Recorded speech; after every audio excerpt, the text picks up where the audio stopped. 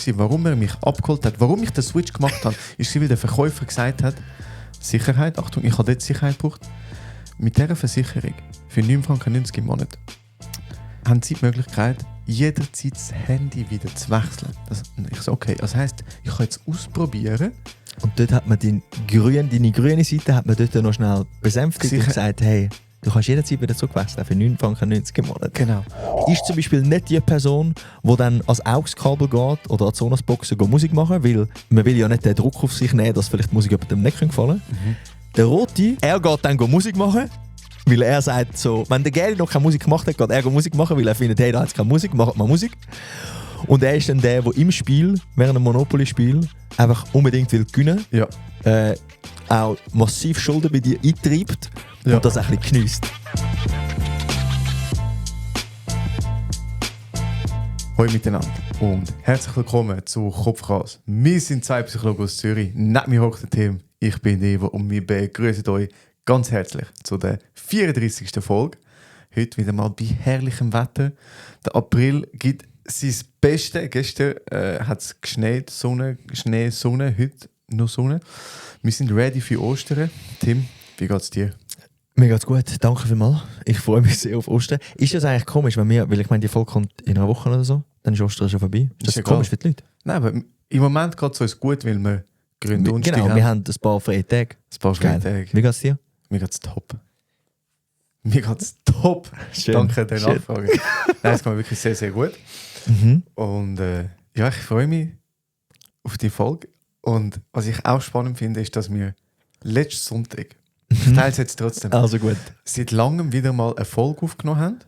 Wo wir nicht wissen, ob wir sie posten Ja, oder nicht. wo die Dynamik ganz neu war, wo wir noch nie erlebt haben zwischen uns. Und es ist zwischen lustig, zu chaotisch, cringe, strange, alles ein bisschen. Also wir haben einfach für etwa 3/4 Stunde Lachfleisch gehabt. Ja, Also wirklich, als wären wir auf Drogen. ja ganz, Aber Vollgas. ganz strange gewesen. Darum, vielleicht ist die Folge draussen, aber dann ist es eine Spezialfolge. Ja, maximal speziell. Ja, maximal Spezialfolge. Und ich bin heute im Fall auch noch hyped, weil, und da können wir das wieder mal erwähnen, wir haben eine Website, ihr könnt auf kopfchaos.ch gehen und was alles möglich ist mit so KI-Agents und Websites erstellen, ist next level. Big things coming. Geht doch mal einfach auf die Website, könnt ihr das mal anschauen. Wir haben ein paar geile Sachen und ich glaube heute, das Thema, das wir heute anschauen, werden wir etwas ganz Krasses auf die Website aufladen, wo wir dann vielleicht am Schluss noch sagen. Genau, also eigentlich jetzt schon, weil jede Folge, wir haben immer gesagt, hey, wir laden so irgendwo auf und wir können ja auf Spotify nicht aufladen, aber wir haben jetzt auf unserer Webseite, zu jeder Folge, man kann jede Folge von uns auf unserer Webseite hören. Das heisst, die kein Apple Podcast, kein YouTube und kein Spotify haben, die können jetzt uns auch hören auf unserer Webseite. Plus, wenn man auf die Folge klickt, gibt es in den Details immer noch Bilder oder Grafiken oder all das, was wir in der Folge erwähnt haben, kommt dort drauf. Das heisst, wenn wir jetzt sagen, hey, dort und dort ist die Abbildung, sie ist auf unserer Webseite, ich könnte sie anschauen. Wir werden sie trotzdem noch im Video einblenden, weil das auch geil ist. Aber wenn ihr sie genau anschauen wollt, könnt ihr auch noch auf die Webseite die Details anschauen. Yes. Für diese Folge wird etwas ganz Geiles. Sollen wir einfach schon sagen? Nein, Also gut. es wird etwas Cliffhanger, Ganz Guys, ihr müsst bis zum Geiles. Schluss hören. auf der Webseite drauf sein. Genau. Was schauen wir heute an? Heute schauen wir ein Modell an, wo man sehr kritisch kann betrachten und doch auch sehr hilfreich ist. Also wissenschaftlich kann man es sehr kritisch anschauen. Ja. Alltagsnah, eigentlich wirklich noch ein geiles Modell. Genau. Und da möchte ich einen ehemaligen Gast von uns zitieren, weil Schön. wir haben ja mal den Gianrico Bardi, den Gianni, bei uns gehabt. Und er ist ja Diagnostiker und mit so psychometrischen Tests super bewandert und weiss, welche man gut kann nutzen kann, abgesichert sind, welche auch weniger. Und ich habe ihm letztens erzählt, dass ich das Modell oder den Test brauche. Bei mir kommt und er hat so gesagt, du bist so ein Trottel, was brauchst du für unwissenschaftlichen Scheiß? Also das ist seine Haltung dazu. Ja. Und ich verstehe sie aus seiner Perspektive. Ja. Für im Alltag ist es eben hilfreich. Und jetzt, ich glaube, jetzt müssen wir sagen, was Ja, wir ja. brauchen. Wir schauen heute ein Disk-Modell an. Und das haben wir vielleicht, es gibt verschiedene Varianten davon. Grundsätzlich geht es darum, dass man versucht, Verhalten, nicht Persönlichkeit, ich sage jetzt trotzdem Persönlichkeit, darzustellen mit 4 Farben. Es gibt Rot, Gelb, Blau, Grün. Das Lustige ist, in gewissen Modellen sind die Farben vertauscht. Das DISC ist ein Akronym für die 4 Typen, für dominant, initiativ, stetig und gewissenhaft. Und man sagt eigentlich, dass man eher Verhalten, nicht Persönlichkeit, sondern man tut Verhalten auf diesen 4 Farben abbilden und kann dann sagen, hey, eine Person hat eine Tendenz, das Verhalten zu zeigen. Das Verhalten ist vielleicht eher rot oder das Verhalten ist eher gelb oder blau. Und wir möchten das heute anschauen, weil ich habe das auch schon in Kurs gebraucht. Ich finde es sehr praktisch, wenn man den kritischen Blick hat. Also wenn man einfach das Gefühl hat, ja, die Person ist jetzt gelb, dann ist das blödsinnig in meinen Augen. Wenn man aber kann sagen, so, hey, die Person hat da eher gelbes Verhalten, ich gehe mal mit dem und dem, dann kann es sehr hilfreich sein, wenn man nicht gerade das Gefühl hat, okay, die Person ist jetzt so, sondern sie verhaltet sich halt. Ja. Und das Modell schauen wir heute an, was das die Farben genau sind, oder die 4 Begriffe. Schauen wir heute an, wo das man es kann brauchen, weil man kann es wirklich, ich finde, an vielen Orten brauchen. Ja. Das Modell ursprünglich kommt von William Moulton Marston. Ich hoffe, ich habe das richtig ausgesprochen. Und der ist noch ein crazy Dude. Also er hat das Modell nur erfunden, er hat ein Buch mal geschrieben. Er hat nicht den Test gemacht. Der Test ist dann später gekommen von Walter Vernon Clark. Der William hat grundsätzlich nur das Modell entwickelt. Und der William ist ein crazy Dude, weil er hat auch noch den Lügendetektor erfunden. Oh, krass. Die erste Variante davon, vom Lügendetektor. Und er hat den Charakter Wonder Woman erfunden. Oh, ja, also ja, von ja. DC, die Superheldin Wonder Woman.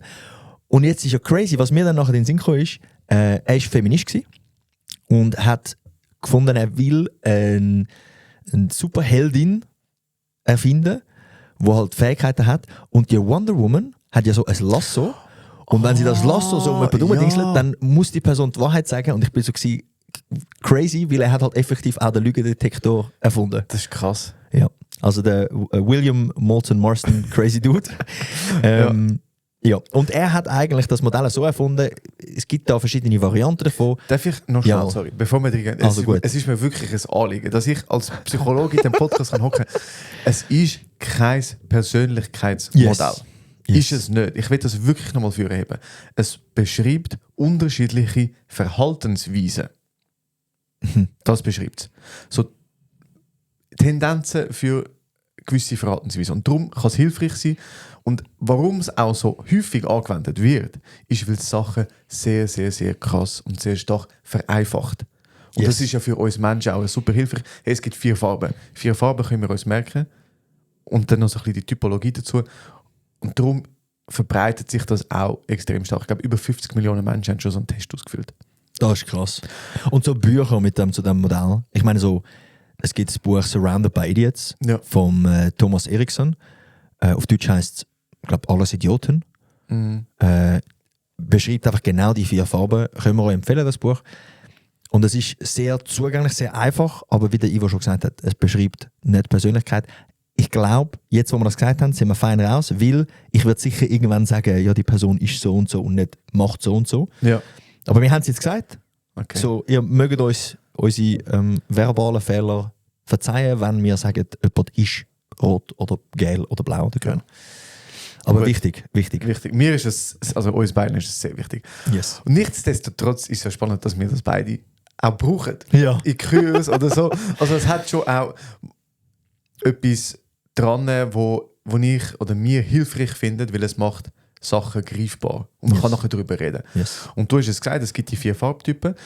Was sind die beiden Dimensionen? Und es gibt ja wie eine Dimension, nicht eine Dimension, eine Ausprägung in der Y-Achse. in der Vertikalen Oh ja. und eine in der Horizontalen. Yes. Ja, also und eben, wenn ihr das jetzt... Ich könnte einfach mal googlen, Disk-Modell, und nachher auf Bilder gehen und dann haben das vor euch. Oder aber, ihr geht jetzt einfach schnell aufs Video bei Spotify und seht jetzt da das Modell. Grundsätzlich gibt es auf der Y-Achse, also auf der Vertikalen, redet man von 2 verschiedenen Ausprägungen von, sagen wir, eher extrovertiert auf der einen Seite, also sagen wir oben, So gerne Veränderungen, Aktivitäten. Ja, und los, gerne im Mittelpunkt. Ja. Es geht quasi, ja. Und auf der anderen Seite, also unten dran, haben wir eher so die introvertierte Seite. Oder Stabilität. introvertierte. Nein. Ja, Intra, danke. Intro. Extra wäre vor, ja. Auf jeden Fall ist unten dran eher so introvertiert, also eher zurückhaltend, eher ich muss nicht im Mittelpunkt sein, etc. Und auf der X-Achse, also auf der horizontalen, haben wir beziehungsorientiert, also meine Beziehung zu anderen Personen ist mir wichtiger als auf der anderen Seite des Spektrum aufgabenorientiert. Also die Aufgabe steht im Vordergrund und die Aufgabe muss erledigt werden. Ja, so Zahlen, Daten, Fakten, Typen. Yes. Am besten schaut ihr jetzt einfach schnell das Video auf Spotify an, damit ihr das einfach schnell checkt. Ja. Okay, auf jeden Fall gibt es dann die 4 Farben und quasi die 4 Ecken von diesem Modell und jeweils die Farben lassen sich dort zuteilen. Wir haben dominant, wo rot ist, wo eher extrovertiert und aufgabenorientiert sind. Wir haben die Initiativentypen, die gelben, die eher extrovertiert und beziehungsorientiert sind. Habe ich es falsch gesagt? Ich habe einfach ganz andere Farben. Ah, ja, eben darum meine ich. Aber Ja. das wird jetzt heute noch eine Challenge. Wir haben die Stetigen, die grün sind, die sind eher introvertiert und beziehungsorientiert. Und wir haben die Gewissenhaften, die blau sind, die eher introvertiert sind, aber dafür aufgabenorientiert. Ja. Können wir mit diesen Farben gehen? Es sind Farben, die der Eriksen auch braucht in seinem Buch. Okay, ich habe andere, aber Okay. brauchen wir einfach Buchstaben. Ich würde vielleicht damals noch die Farben nutzen, Okay, weil es das ist eingänglicher ist. Ist das okay? Ist gut. Wenn wir die 4 Farben mal schnell beschreiben, bevor wir dann Ja. vielleicht auf unsere eigenen Farben eingehen. Ich will Weil- dann nennen auf, ja, ist gut, auf die Verwendung und was man damit machen kann. Und so. Ja, das können wir dann schon noch Ist bringen. gut. Aber ich hätte jetzt eigentlich gerne, dass wir die Farben so erklären und die Leute, die zulassen, währenddessen schon mal sich überlegen, was könnten wir für Farben sein und für Farbkombis. Siehst du, jetzt sage ich sie und nicht machen. Ja, und in die Kommentare schreiben. Jawohl. Schreibt in die Kommentare rein, während dem Hören, was ihr denkt, was wir für Farben sind, mit uns dann nachher sagen. Genau. Mit Also. welcher Farbe willst du anfangen? Ja, wir fangen mit dem D an, Dominant. dominant. Weil Dort, die immer zuerst kommen. ja, einfach wegen dem Disk-Modell, wegen D. Jawohl. Genau, das ist so der Verhaltenstyp, der sehr direkt bestimmend Verhaltensweise an den Tag legt. Es geht um Ergebnis, es geht um Herausforderung, es geht um Aktion, dass man ins Handeln kommt und recht straightforward ist und dementsprechend auch kommuniziert. Yes. Die können manchmal ein bisschen überfahrend sein, haben aber die tolle Eigenschaft, dass sie Sachen einfach in die Rolle bringen. Und auch schauen, dass einfach nach dem Schluss Ergebnisse da sind. Ja. So, die bringen Ideen, dann hast du vielleicht eine andere Idee und sie sagen dann, nein, deine Idee ist doof, wir machen meine Idee, let's go. Und sie ziehen es dann aber auch durch. Entscheidungsfreudig auch. Yes. Entscheidungsfreudig, du hast es gesagt, Challenges. Wir haben gerne so ein bisschen den Nervenkitzel auch. Die brauchen irgendwo durch eine Veränderung. Wenn etwas zu lang so ist, wie es ist, dann finden sie müssen jetzt Status Quo hinterfragen und sie müssen es jetzt anders und besser machen. Ja. Und wir sagen jetzt, all die Beschreibungen sind sehr plakativ und sehr schubladisierend. Ja, genau so funktioniert das Modell. Genauso funktioniert es. Und wir machen das extra. Es gibt dann im Anschluss dann noch Anti-Schubladisierungsmaßnahmen. Das ist gut. Aber zu dem kommen wir. Initiativ. Genau, das ist so der Typ, der auch sehr stark im Aussen ist, auch sehr viel Energie an den Tag legt, sehr viel Begeisterung. Und das ist aber wie so die Beziehung zum Mensch. Wichtiger als Wichtiger Ergebnis. als Ja. Ergebnis, oder? Also, das sind die sehr viel Enthusiasmus und Inspiration auch reinbringen. Viel mehr so das Kreative und das Zwischenmenschliche. Es geht um Zusammenarbeit. Genau, also das Charmante, aufeinander Die sind so, eingehen. das sind so ein bisschen the life of the party. Oder so in einem Projekt ist so, hey, hauptsächlich eine geile Zeit, ob wir jetzt vorankommen oder nicht, ob wir jetzt das bis dann und dann die Deadline machen, come on, hauptsächlich wir eine gute Zeit. So ein bisschen der Typ. Ja. Reissen gern Sachen an, sind nicht die Besten im Sachen durchziehen, Ja. Sind aber auch sehr kreativ. sind sehr kreativ. Sie sind eigentlich ideal dafür, um ein neues Projekt zu launchen, zu starten. Vielleicht nicht die Besten, um es zu beenden. Und sie, also warum? Ist, weil sie Leute an Bord und begeistern können. Yes. Sie können die Leute abholen. Yes. Sie wissen, was die Leute brauchen und nehmen sie mit. Was? Ja, sind wir, nein, aber nein, das ist hervorragend. was? Jetzt sind wir voll in der Plakativen hin, oder? Ja, nein, das ist perfekt. Okay. Ich habe nur gerade schmunzeln über die Beschreibung, weil wir kommen nachher dazu. Voll. Es sind vielleicht aber auch die Leute, die vielleicht nicht das beste Zeitmanagement haben, kommen vielleicht einmal zu spät, vergessen irgendwie eine Abgabe, fangen zu spät mit einer Masterarbeit da zum Beispiel. Ja, das ist so geil.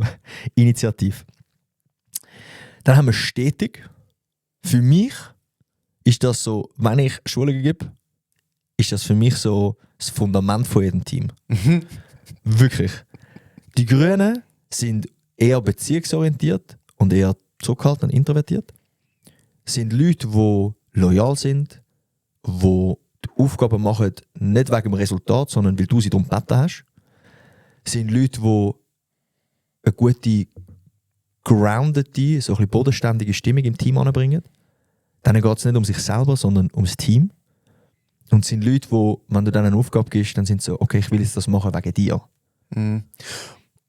So Thema Traditionen und Werte, das sind die auch erhalten haben. Oder wenn die Tradition ist, dass man am Freitagabend noch ein Bier gut trinkt und eine gute Zeit hat miteinander. Aber der Geile hat es angerissen, nicht der Grüne. Genau. Die Tradition ist entstanden aufgrund von einem Geilen. Genau, aber er genießt das sehr. Jawohl. Sie genießt das sehr und tut dann schauen, dass man die Zeit miteinander kann verbringen kann und Yes. so unterstützend, loyal und also die Stabilität.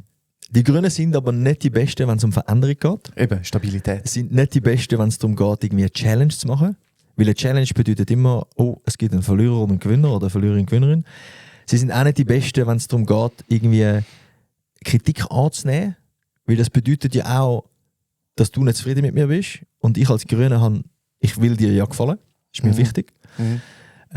Wieso? Nur so. Okay, ja. Du hast jetzt den Moment, den ich vorher hatte, by the way. Okay. Ja, die Grünen sind so einfach das Fundament von den Teams, das Fundament auch von einer Familie, von einer Freundesgruppe. Die sind wichtig, dass einfach gute Stimmung da ist. Dann haben wir noch die Gewissenhaften, die Ja. Blauen, wo...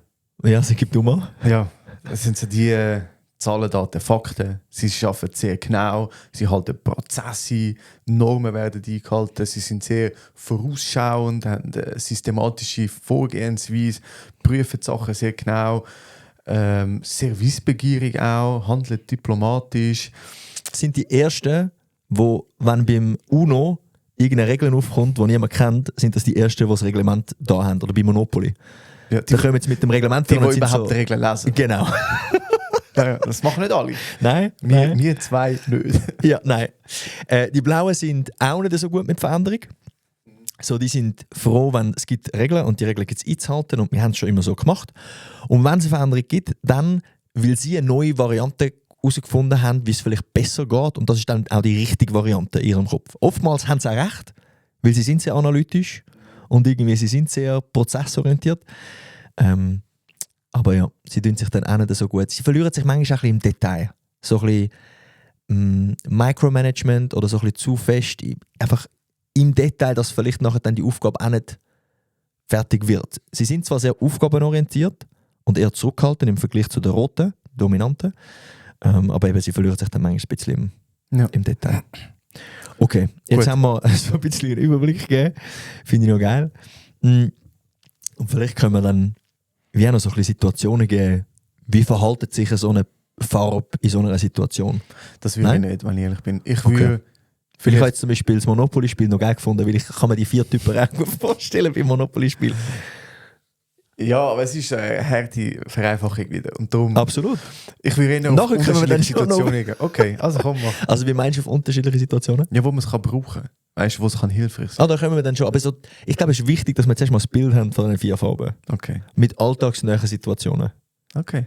Weil wenn man, also zum Beispiel ein Monopoly-Spiel. Du hast den Gäli, der das überhaupt anreißt. Der sagt, hey, wir machen jetzt einen Spielabend, wir treffen uns bei mir, let's go, wir bringen irgendwie noch Getränke und du bringst das und dann vergisst er fast, dass der Spielabend ist. Der Grüne oder der Blaue schreibt ihm vorher noch und sagt, hey, was muss ich da und da mitnehmen? Und dann ist er so, stimmt, heute ist ja Spielabend. Das ist der Gäli. Dann hast du den Blaue, der 5 Minuten zu früh dort ist, wo irgendwie schaut, also der Gewissenhafte, der schaut, dass er irgendwie genau das auch mitgenommen hat, wo man gesagt hat, er müsse mitnehmen.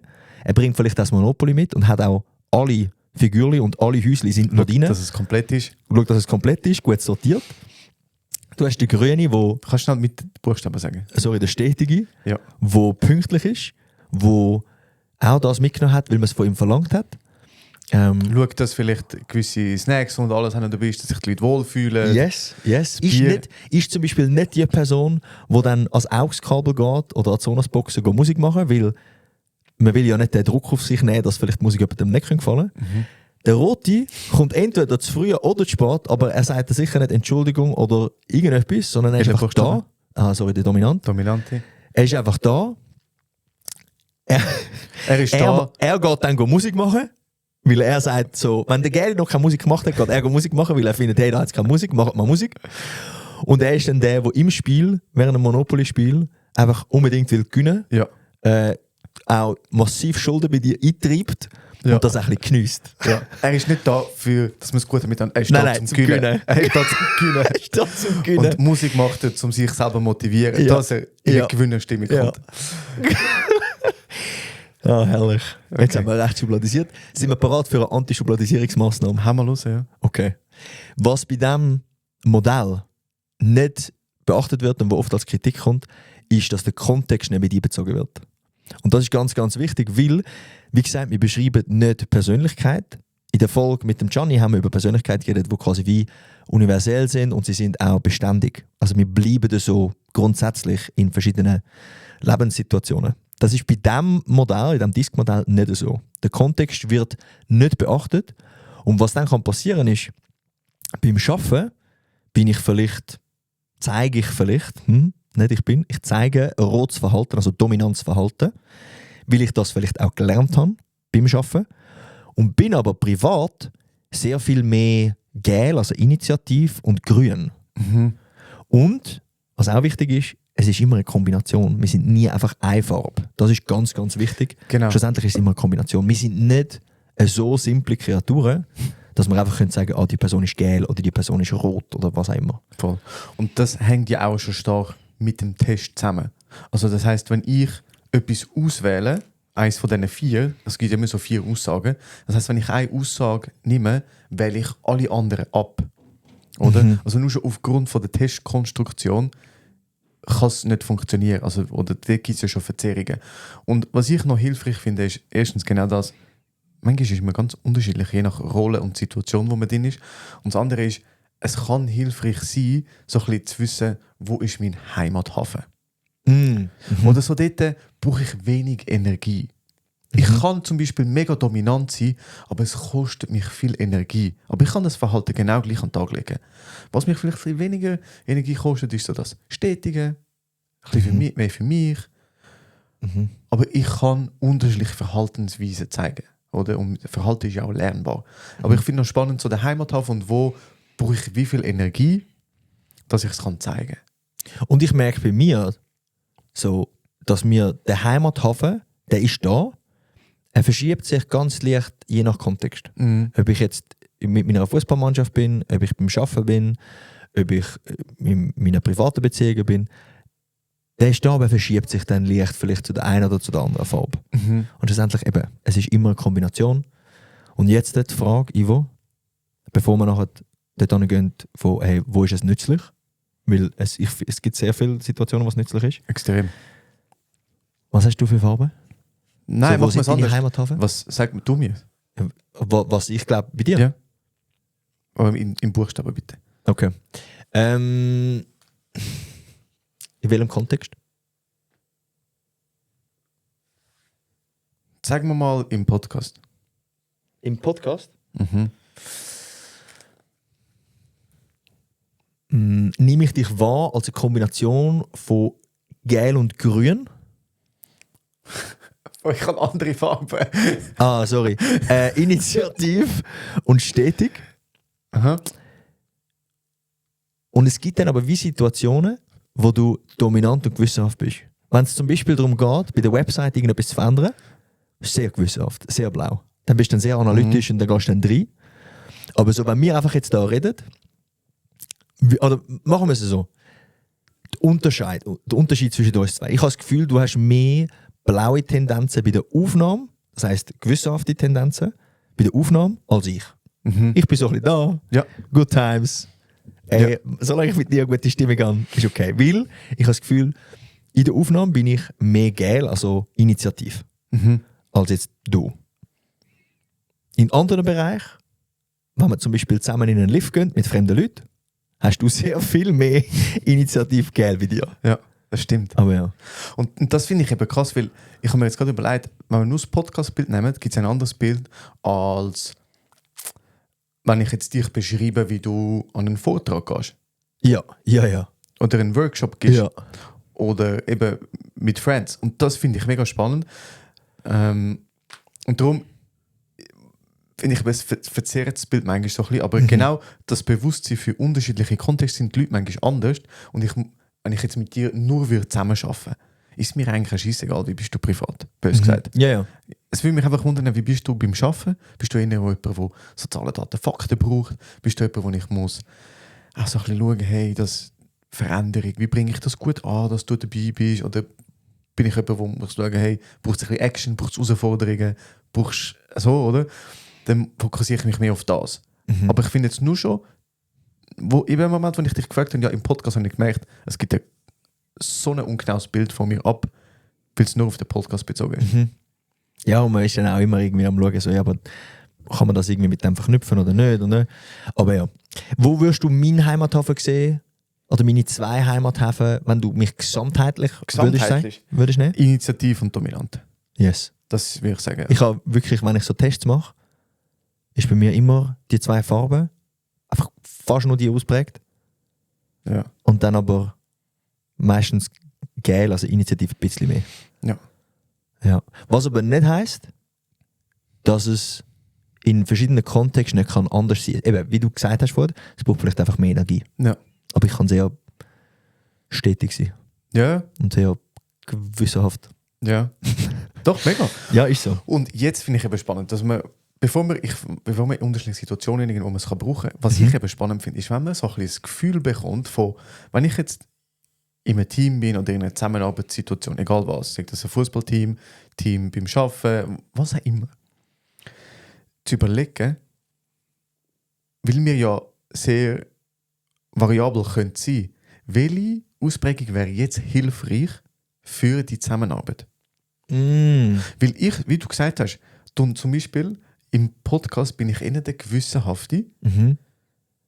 Ich bin mir der, der schaut, ob die Kameras laufen oder nicht, oder? Also ich nehme dich dort manchmal ein bisschen hops. Ja, sicher. So aber bewusst. tendenziell, Sorry. alles gut, Okay. tendenziell oder, nehme ich die Rolle jetzt stärker ein, als Das ich sie eigentlich bin. Ja. Und du nimmst manchmal auch die durch Initiative, begeisterungsfähige Rolle auch mehr ein, als du so bist. Zum Ja, Teil. stimmt. Ja. Oder? Weil wir uns dann probieren, das zu ergänzen. Genau. Also, wir machen das wahrscheinlich jetzt ein bisschen unbewusst, aber genau so finde ich, kann man es eben verdammt Das ist gut jetzt noch brauchen. spannend. Also, welche, wenn ich merke, in meiner Gruppe sind jetzt alle so dominant, kann es vielleicht hilfreich sein, um zu schauen, hey, wie bringen wir da ein bisschen Beziehung an? Oder wenn ich merke, da ist so viel Begeisterung rum und alle haben super Ideen, aber wir bringen nichts auf den Boden. Wie bringe ich an? Was braucht es, dass wir einen Prozess haben, wo wir Sachen auf den Boden bringen? Weißt du, wo finde ich, sieht man das so gut? Wo? In Führungsschulungen.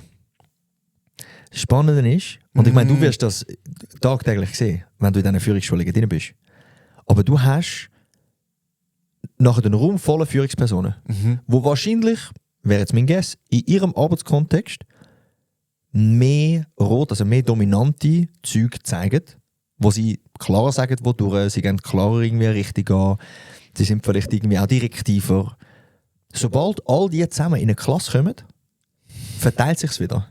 Und du hast vielleicht ein paar, die rot dominant sind, und ein paar werden nachher dann stetig, gewissenhaft, initiativ, weil es die Situation fordert. Weil du kannst nicht, also wie willst du produktiv sein, wenn alle dominant sind? Geht nicht. Wenn jeder will sagen, was durchläuft, es geht einfach nicht auf. Und ich glaube, wir passen uns dann dort auch an. Die Frage ist, wie viel Energie braucht es? Also, wenn wir, ich finde es zum Beispiel auch spannend unter diesem Kontext, ins Recruiting zu gehen von einem Team. Oder? Also, wenn du ein Team hast mit super viel grünen, stetigen, quasi die Basis von jedem Team, wie ich es vorher gesagt habe, in meinen Augen. Jetzt da nochmal etwas Grünes, Stetiges reinzuholen, bringt da wahrscheinlich nicht so viel. Wahrscheinlich brauchst du jemanden in diesem Team, der einmal eine Richtung vorgibt. Und der das von natürlich auch macht. Oder einmal eine Idee, etwas Initiativ, Neues. ja, genau. Genau. Und das meine ich. Und weil wir ja, das ist meine Überzeugung, ja eigentlich alle Farben in uns rein haben, finde ich das eigentlich eine gute Überlegung, zum wirklich für sich mal zu fragen, was braucht es jetzt in dieser Runde? Sagt das für eine coole Stimmung, sagt das für Ergebnisorientierung, whatever, was der Anlass ist, wenn das jetzt einfach ein Saufabend ist, ja, oder ein Monopoly, whatever, aber wenn es jetzt in einem Team ist, wo wir Ergebnis müssen, liefern, finde ich es extrem hilfreich, zum überlegen, welche Farbe oder welche Verhaltenstendenzen sollte ich oder kann ich zeigen für einen bestmöglichen Erfolg. Finde ich eben noch eine gute Frage. Also das wäre der erste Kontext, wo wie man es nutzen könnte. Ja, Hast du so überleiten, oder? Ja, voll. Hast du geplant gewesen, gell? Ja. Okay. Aber das ist wirklich, also ich habe das auch aufgeschrieben, vor allem so Thema Selbstreflexion. Ich finde, das Modell eignet sich wirklich generell einfach mal, um sich selber zu reflektieren und zu schauen, hey, was habe ich für Tendenzen? Und sollen wir da jetzt vielleicht schnell... Nein, wir machen nochmal einen Cliffhanger. Ich meine, ihr könnt euch jetzt vielleicht denken, was für Farben sind. Wir geben euch am Schluss von der Folge dann einen Link oder eine Möglichkeit, wie ihr einen Test machen könnt, wo ihr das vielleicht nochmal bestätigen könnt. Alright. Also ich habe das Gefühl, es ist sehr wirkungsvoll in der Selbstreflexion, weil alle 4 Farben haben ihre Kommunikationstendenzen. Ein roter, dominanter, wird sehr direktiv, sehr direkt mir etwas sagen, wenn ihm etwas nicht passt. Wenn ich jetzt, sagen wir, grün, stetig bin und mit dem nicht so gut umgehen kann, dann lohnt es sich, um dort vielleicht mal zu reflektieren und zu sagen, okay, wie kann ich das besser annehmen? Vielleicht ist es eben einfach seine oder ihre Kommunikationsart, ich muss das vielleicht nicht so persönlich nehmen. Und dort die Selbstreflexion auf verschiedenen Ebenen, eben zum Beispiel zu schauen, hey, was braucht es in der Gruppe gerade, aber auch was braucht es im 1:1 in der Kommunikation zum Beispiel, finde ich, kann enorm wirkungsvoll sein, hilfreich und einem auch ein bisschen das Ganze vereinfachen, weil es ein sehr einfaches Modell ist. Mega. Und was ich eben spannend finde, gerade letzte in einem Führungsseminar die Diskussion gehabt, wo jemand gefragt hat, ja, wenn ich mich dann anpasse als Führungsperson auf die Präferenzen von meinen Mitarbeitenden, wie ich mit ihnen kommuniziere, bin ich dann überhaupt noch authentisch? Gute Frage. Habe ich letztes Jahr auch gefragt in einer Schulung. Habe ich eine sehr gute Frage gefunden. Und ich bin so, ja, per se möchtest du einfach, dass deine Informationen möglichst gut beim Gegenüber ankommen. Das Ziel ist ja, dass ihr euch bestmöglich versteht. Also ist meine Antwort ja, oder? Ich würde sagen, meine Antwort wäre, es kommt darauf an. Ja, Psychologenantwort. Ich glaube, es kommt insofern, also ich würde auch sagen, ja, weil das Gegenstück davon wäre ja, ich kommuniziere nur so, wie ich das mache, weil ich bin dann möglichst authentisch. Super. Jetzt bin ich, sagen wir, geil, initiativ und blabberle und habe keine Daten, Zahlen, Fakten, was eigentlich mein Team braucht. Niemand weiss, in welche Richtung das wir gehen. Ich habe zwar super Visionen als geile Initiative, ich habe ein super Bild von wo das wir hingehen und ich kann das sehr bildlerisch und motivierend irgendwie erzählen, aber niemand weiss, wo wir hingehen und was wir eigentlich machen und was eigentlich für die ausgibt. Jetzt bin ich zwar super authentisch, aber das Team kommt nirgends an.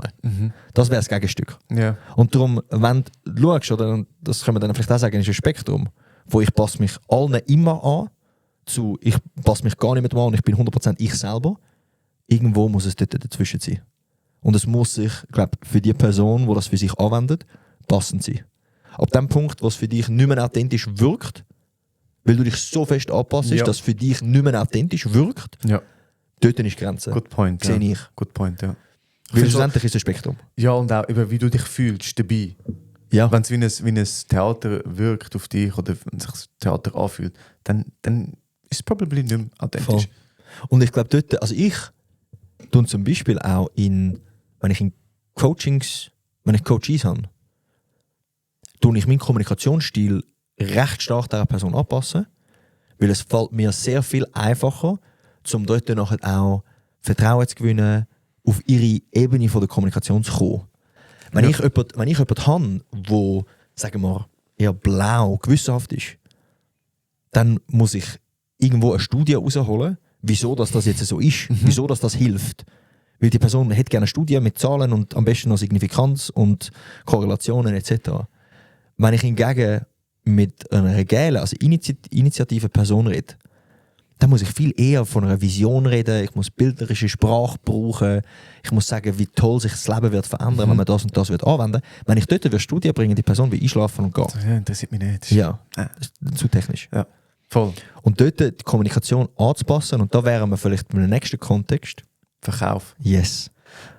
Ich meine, dort, ich glaube, das Modell braucht am meisten so Vertriebler. Ehrlich, ich glaube, das ist im Fall im Vertrieb, die im Vertrieb arbeiten. Ich habe kommentiert das, ich habe schon viele Vertriebler gesehen oder Leute im Außendienst, die das Modell gebraucht haben und mit diesen Farben denken. Aufgrund von... Also ich habe letztens gerade eine Schule gemacht bei uns beim Mediamarkt, bei unseren Verkäufer und Verkäuferinnen, Ja, mit. wo wir das angeschaut haben. Ja. Weil es ist, also, oder als Beispiel, wenn ich probiere, jemandem ein Handy zu verkaufen und wir nehmen jetzt, ich nehme nochmal Gel und Blau, also gewissenhaft und initiativ, danke, weil die zwei sind ja wie so eine Art Gegensatz, Ja. oder? Auf diesen zwei Skalen, auf diesen zwei Linien. Also jemand, der initiativ ist, eher extrovertiert und beziehungsorientiert, und jemand, der gewissenhaft ist, ist eher aufgabenorientiert und introvertiert. Okay. Wenn ich jetzt denen will ein Handy verkaufen will, muss ich so anders vorgehen. Eine blaue Person wird reinkommen, die Person wird schon wissen, was für ein Handy das sie will. Sie hat sich vorher informiert, sie hat wahrscheinlich etwa 10 Telefone schon rausgesucht. Sie weiß, wie viel Gigabyte, wie viel Megapixel, wie viel RAM das Telefon hat. Sie hat eigentlich schon ein Handy ausgesucht. Das Einzige, was die Person jetzt braucht, ist eine Bestätigung von dir, dass es die richtige Wahl ist. Ja. Vielleicht noch mehr Insights, Insights zu technischen Sachen, Ja. die sie vielleicht noch nicht weiss, die sie aber noch bestätigt. Genau. Und dort musst du in der Sprache von Megapixel reden, von Gigabyte, von wie viel Zoll das Handy hat, wie lange das der Akku geht. Einfach alles so Sachen. Wenn du so Sachen benutzt mit einer gelben Person, die Person wird einschlafen. Was du dort musst machen, ist in der Sprache erzählen, wie anstatt wie viel Gigabyte, musst du sagen, hey, du kannst so und so viele Fotos drauf speichern. All deine Ferienfotos. All deine Ferienfotos, Erinnerungen. Und weißt, die Kamera ist so gut, besser als alle anderen, und du wirst die stochenscharfsten Fotos haben, wo du all deine Erinnerungen kannst behalten. Oh, by the way, hast du gewusst, dass mit AirDrop all die Fotos mit deinen Friends auch noch teilen kannst? Crazy. Und der Akku ist so gut, du kannst stundenlang telefonieren mit deinen Friends. Und du kannst in den Ausgang gehen und du hast sogar noch Akku, wenn du heimkommst. Oder? Und ich glaube, dort ist es so wichtig, dass wir versuchen, unsere Sprache anzupassen. Und ich meine, da reden wir jetzt von klassischem Verkauf, von einem Verkauf von einem Handy. Ja. Aber dasselbe geht, wenn du irgendein Projekt pitchst bei der Arbeit. Oder wenn du, sagen wir, irgendeine Ferien pitchst bei deinen Friends. Oder irgendetwas, wo du probierst, jemandem schmackhaft zu machen. Ja. Wer braucht den Preis und wer braucht das, wer braucht das? Okay, decken wir so ab. Wer braucht Ereignisse und so bildliche Geschichten, was dort wird passieren, und gehst auf das. Sollen wir den Handy verkaufen und schnell die anderen zwei Farben machen? Ich glaube einfach, um das noch schnell abschließen. Ja. Beim Roten, glaube wäre mehr so, hey, das ist das Top-Modell. Das hat am meisten Gigabyte. Ja, es ist schon so auf Power ausgelegt und was man alles mit dem machen kann, was er alles mit dem kann erreichen und so. Dann sagst du so, hey, dann, wenn die anderen Personen keine Fotos mehr machen können, dann bist du da, weil du hast mehr Gigabyte, du hast mehr Megapixel Und mehr Akku. und mehr Akku. Es kostet zwar ein bisschen, aber das wird sie nicht abhalten davon. Die Person. Nein, das ist... Weil Geld ist nur eine Zahl, solange mein Status erhöht wird. Ja. Sehr plakativ. Und bei der grünen Person... Dort ist so, hey, ich glaube, du brauchst noch Garantie. Einfach, Oh, weißt, ja, das wäre falls wichtig. das Ja. Handy kaputt geht. Hey, und Es wenn, ist egal welches, aber wir machen dir... Du hast jetzt ein altes Handy. Ich schaue dafür, dass das ganze Backup auf dein neue Handy geht. Also es wird sich nichts verändern. Du hast alles vom alten Handy auf dem neuen Handy. Wir machen automatische Backups. du hast all deine Kontakte drin, All da deine musst du keine Angst Kontakte haben, sind drin. Wir haben hier noch eine Versicherung für nur 9 Franken im Monat, dass falls das Handy kaputt geht, sofort ersetzt wird. Also, und es hat 2-Faktor-Authentifizierung, also die Sicherheit ist auch gegeben. Oh, das wäre beim Blauen auch. Beim Blauen, Gewissenhaften wäre das auch noch Sicherheit, wichtig. Ja. Ja. Und da könntest du auch noch so sagen, so, hey, und wenn du dein Handy mal so verlieren, da hättest du noch ein iCloud-Update für so und so viele Franken im Monat, weil das tut jeden Tag deine Daten synchronisieren, dass wenn du dein Handy verlieren dass du einfach ein neues kannst holen, bekommst von uns ein Ersatzhandy und du kannst dann alles dort aufladen. Ja, und der Kundendienst ist kostenlos und 24 Stunden erreichbar. Ja, und wir tun uns gerne um sie kümmern. Ja. Sie sind kein Aufwand für uns. Nein. Sie tun uns nicht stören. Nein. Okay, jetzt haben wir, Das ist jetzt super haben wir plakativ. hart schubladisiert. Ja. Yes. Grundsätzlich, ich glaube, das haben wir vorhin schon mal gesagt, es gibt Kombinationen. Wir sind nie einfach nur eine Farbe. Und das wird jetzt sehr alles plakativ von, okay, das ist gelb, Was ich grün, jetzt- blau. Gemerkt habe, ist aber so, wenn ich... Fühlst du dich angesprochen bei Wenn- gewissen Aussagen? Ja, ich bin, wenn ich etwas kaufe, gerade so technische Sachen, ich weiß ganz genau, was ich will. Willst du schnell erzählen, was du für eine Handy-Switch-Story gehabt hast? Ist das gerade nach dem Studium gewesen? Ja. Dort hat dich auch einer gecatcht. Oder du dich selber? Ja. Dort bin ich eben mega blau. Also nein, mega so das gewissenhaft. Ja, ja. Weil ich bin in den Laden und ich habe genau gewusst, weil ich habe immer iPhones gehabt, immer. Und dann habe ich ein neues Handy gesehen, Samsung Galaxy S24. Das ist irgendwie so neu mit KI-Features, alles drum. Und da habe ich gesagt, ja fuck, eigentlich will ich das. Ich will die fucking KI auf meinem Handy. Und da hat das Blaue gesiegt über das Grüne. Weil der Grüne war so, ich habe immer iPhones gehabt, ich hätte gerne Ja, wieder iPhones. Genau, ich habe das Neue wählen und ich habe mir auch genau gewusst, was es braucht und so. Und dann war eben der Punkt gewesen, warum er mich abgeholt hat, warum ich den Switch gemacht habe, ist, weil der Verkäufer gesagt hat, Sicherheit, Achtung, ich habe dort Sicherheit gebraucht.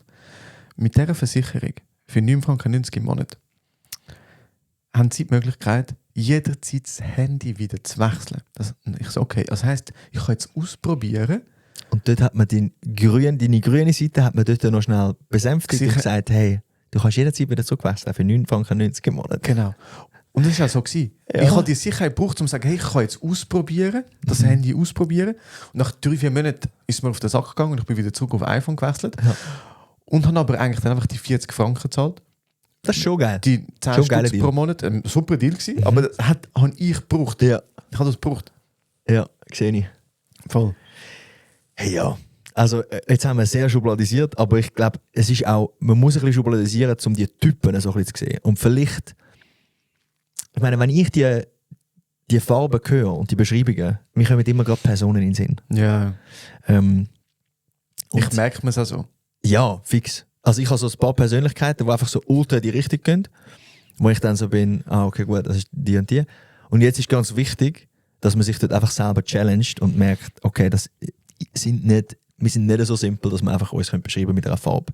Ja. Dass wir uns dort ein bisschen challengen und nicht einfach so uns einfach machen und sagen, die Person ist gelb oder die Person ist grün.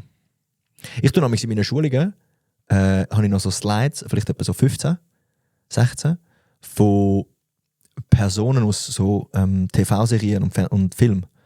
Und frage dann amix, oder wir gehen all die Farben durch, Mhm. und dann fragen sie amix, jetzt machen wir ein Quiz, oder? Und dann gehen wir die Personen durch und schauen, was für Farben das sie haben. Ah, Und dann ist zum Beispiel so, Hermine Granger von Harry Potter ist. keine Ahnung. So, Du kannst Film ja mit- 1. Harry Potter Okay. habe ich nicht geschaut und nicht Also. gelesen. Sie ist Stabilität, aber. Nein, es ist gewissenhaft. Eben Stabilität. Eins von den stabilen. Aha, ja. Eben gewissenhaft, ja. Ja, nein, ich habe gemeint, du meinst stetig, grün. Aber nein, es ist blau gewissenhaft, so ein bisschen Zahlen, Daten, Fakten. Zahlen, Daten, Fakten. Ja. In der Anfangsfilm. Dann hast du so Samwise von Herr der Ringe, Bro, du kommst mit viel. grün. Grün stetig. Keine Einfach Ahnung. so der beste Freund, der mitkommt. Und, Hat ich nicht geschaut. okay. Also was? Batman. Oh. Ist Zahlen, Daten, Fakten sicher? Ja, ich würde sagen eine Kombination aus Rot und Blau. Ja. Mischung bei mir. Ja. Dann so, hast du Friends geschaut? Nein. Mann, ey.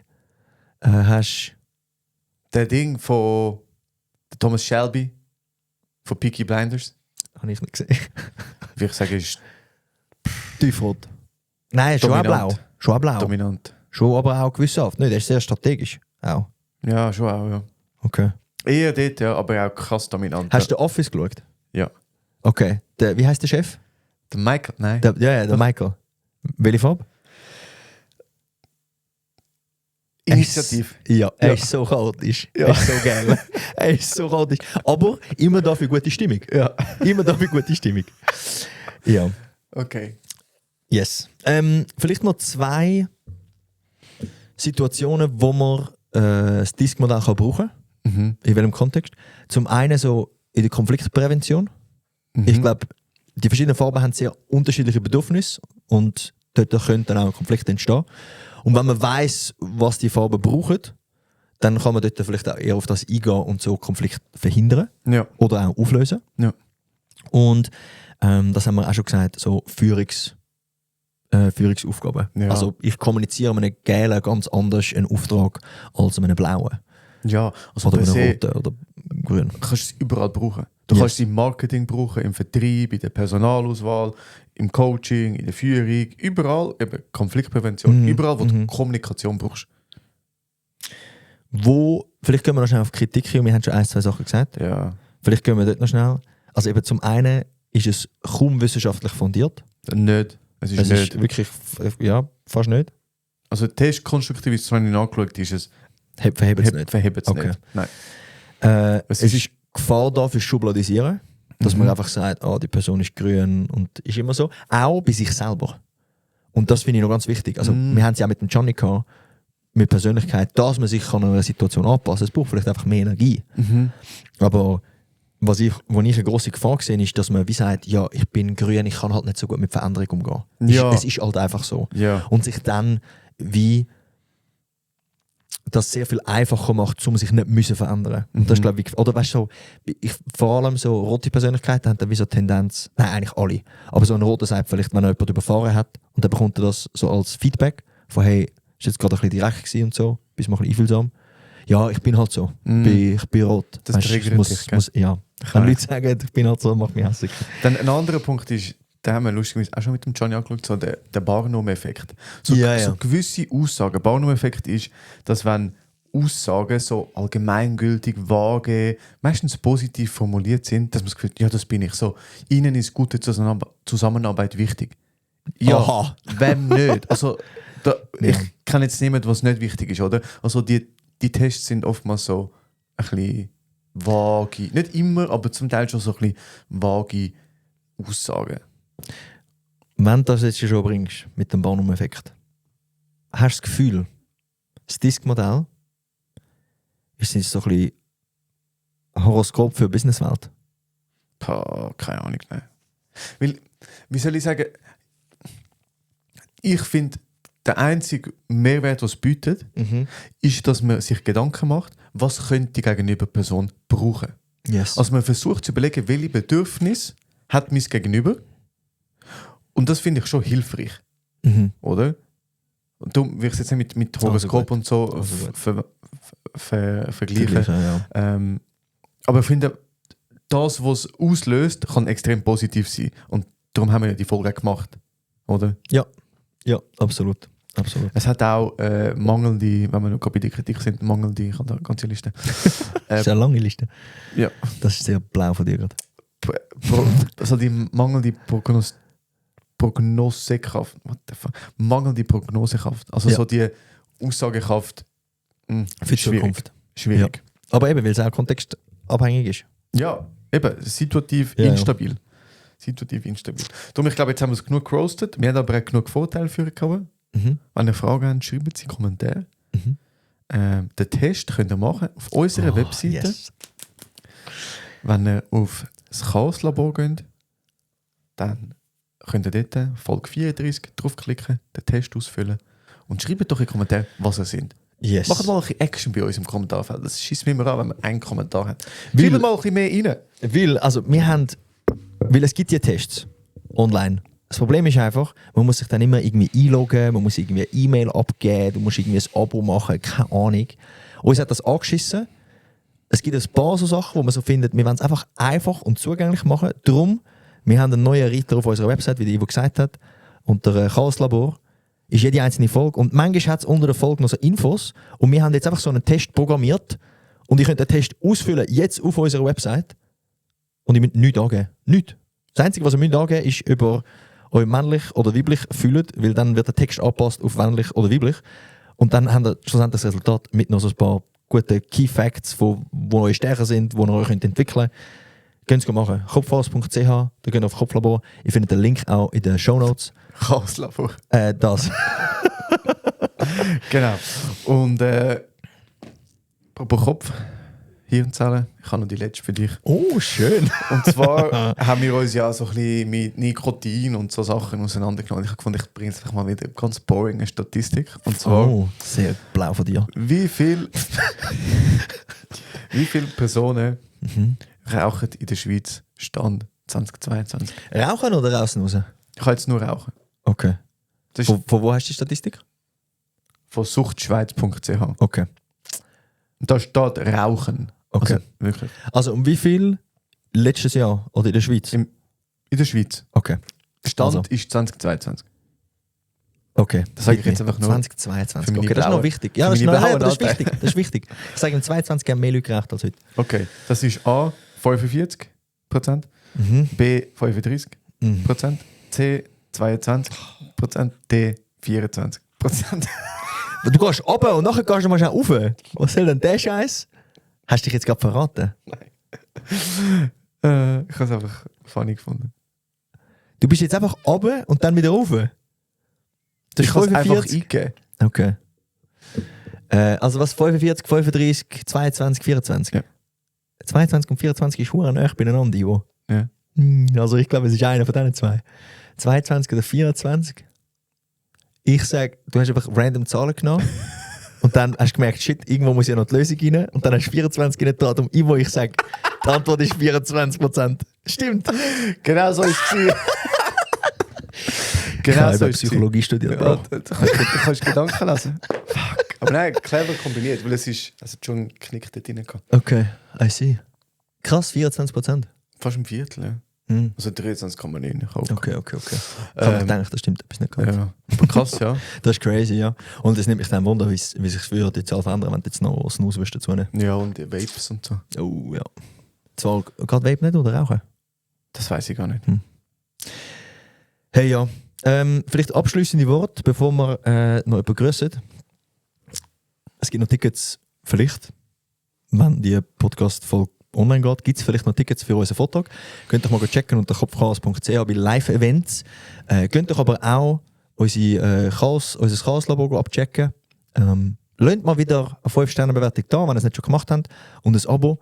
Wir freuen uns riesig, dass wir da alle 2 Wochen wieder reinschalten und einfach ein bisschen miteinander reden. Weil ich bin sehr geil, Ivo, und ich habe sehr Freude daran, dass wir einfach zusammen miteinander Spass haben. Also ich glaube nur schon, dass wir beide Psychologie studiert haben, zeigt ja, dass wir sehr beziehungsorientiert sind. Ja, ja. Wirklich, tendenziell.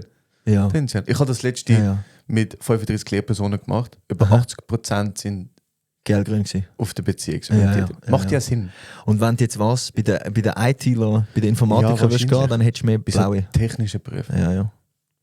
Wahrscheinlich. Anyway. Tendenziell. Hey, ja, vergesst nicht, abonnieren. Ich kann uns auch auf Social Media abchecken unter Kopf_Chaos. Jetzt habe ich genug Werbung gemacht. Wen grüßen wir? Weiß nicht. Sag so. Grüßt eine Person, wo euch als erstes in den Sinn kommt, wenn ihr an eine geile Persönlichkeit denkt. Weißt Life of the Party, Initiative Personen. Ja. Life of the Party, manchmal ein bisschen vergesslich, vergessen ihre Deadlines. Grüßt ihr doch mal und erinnert sie an etwas, was sie vielleicht vergessen haben. Yes. Alright. Sehr cool. Hey, danke vielmals für eure Aufmerksamkeit, fürs Zuhören und wir hören uns in 2 Wochen wieder. Macht's gut. Ciao zusammen. Tschüss.